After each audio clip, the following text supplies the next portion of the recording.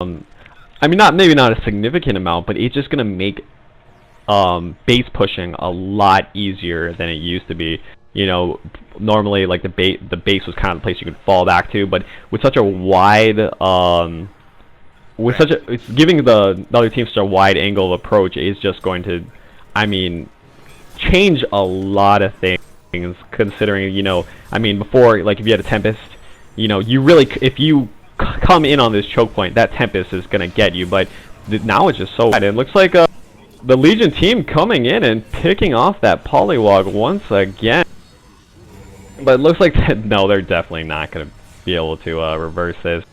WAF sitting at 10-0 and 9, so WAF just absolutely carrying this game.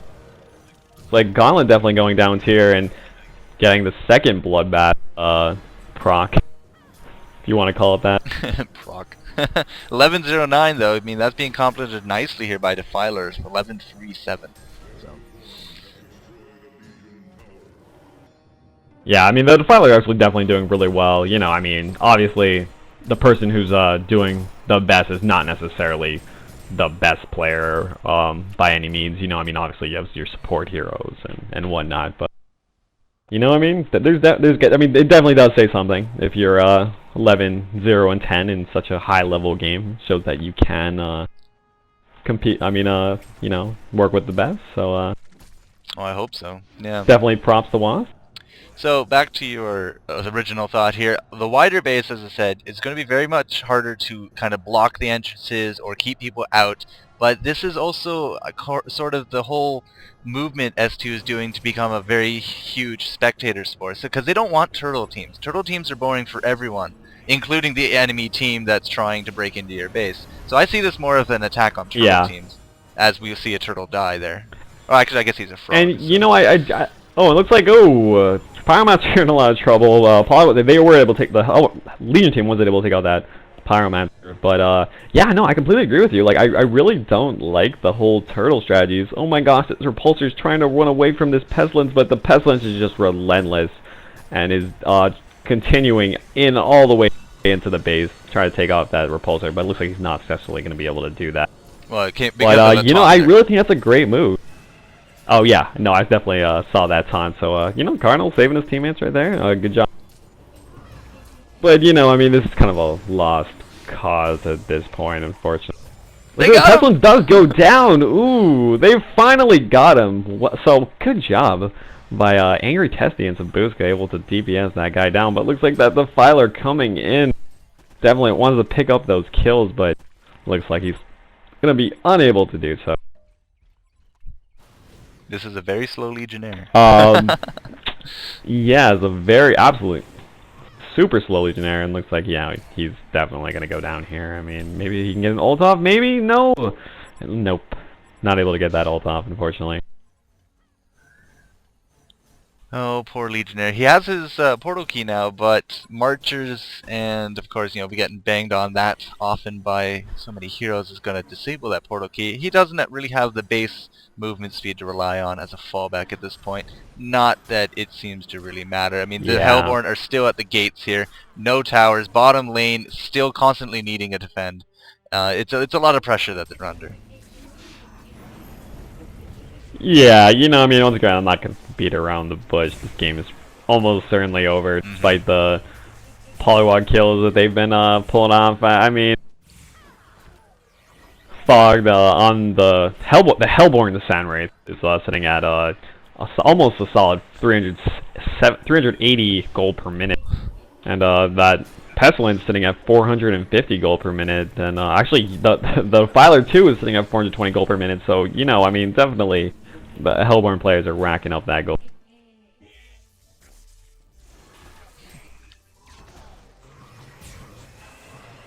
But anyways, do you think it's a good move that S2 is moving away from the turtle strats? Because I really like that. You know, I don't like the turtle strats and whatnot, and I really don't like the metagame of Dota at the moment. You know, it's so the same and so I guess passive in a lot of ways that I'm glad that you know, S2 is trying to make or trying to design the game around a more entertaining metagame.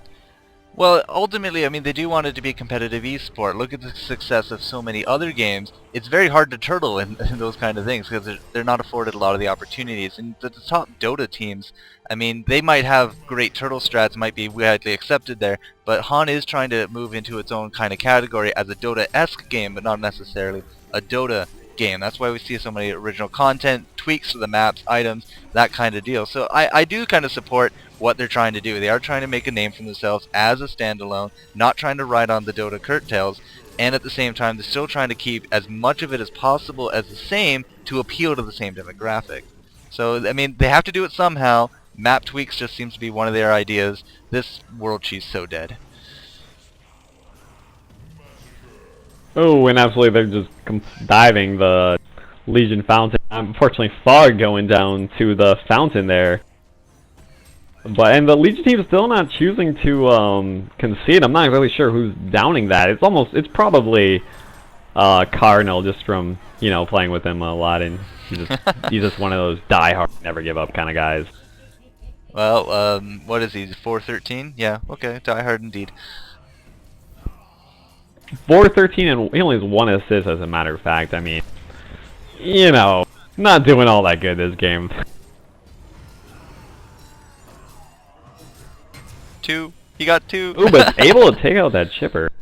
Or sorry, 5. Yeah, he was able to. Cardinal, I mean, he's able to help out his score a little bit there, so he doesn't look all that bad. I don't know what they're really waiting for at this point.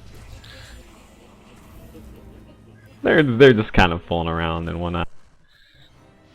But I mean, those are my thoughts on all the new map changes and tweaks. I mean, we had a nice sneak peek of the team's matchmaking today. If you ever do you have a Twitter account there, John? I do not have a Twitter account, but I did see I believe it was kind of like an interview or a screenshot on the game replays, the HonReplays.org website. So yeah. I mean, if anyone wants to check it out, we do have that preview on the HonReplays.org website. So definitely check that out. It looks like this game, the Legion team finally choosing to concede, and this game is over. I guess I don't want to say finally, but yeah, finally. That's the whole thing here. Alright, so John, thank you very much for joining us here on this game cast. We will be seeing you a lot in the future, I do believe. But there we go. ARDU Duplicity, quite the high PRSR range here, and enjoyable game. So thank you very much, John, for joining me today. Yeah, good to be here. Alright, signing off.